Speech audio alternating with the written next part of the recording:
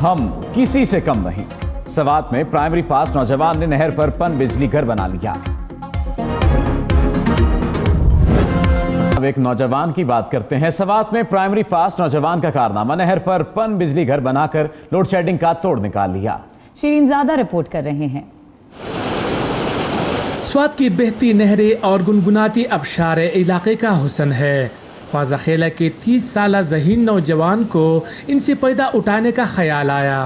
27 लाख की लागत से नहर पर पन बिजली घर बनाकर इलाका मकीनों के लिए आसानी पैदा कर दी। पन बिजली घर से 24 घंटे 150 किलोवाट बिजली पैदा होती है।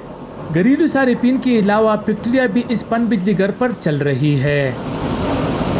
अल्लाह के रहम से और आपकी दुआओं से अल्हम्दुलिल्लाह हमारा आज मंसूबा कामयाब हो गया, जिससे मैंने एक हाइस फैक्ट्री भी बनाया और 10 से ज़्यादा घरों को बिजली भी दिया। अगर हुकूमत का लोग हमारा साथ दे तो इंशाअल्लाह ये वक्त दूर नहीं है कि हम पाकिस्तान में लोड शेडिंग ख़त्म नहीं कर सकते। लोड शेडिंग से तंग शहरी भी बिजली की फराहमी पर खुश है।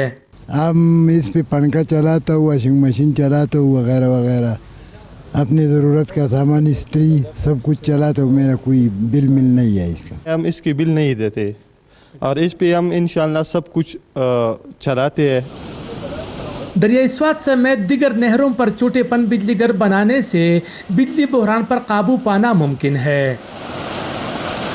ना लोड शेडिंग और ना बिजली बिल, सिर्फ एक बार नहर पर पन बिजली घर बनाओ और फिर जिंदगी भर मुफ्त में बिजली जलाओ। कैमरामैन मोहम्मद वकास के साथ शीरीन ज़ादा, हम न्यूज़, ख्वाजा खेला, स्वात। यूं तो पाकिस्तान में खवातीन को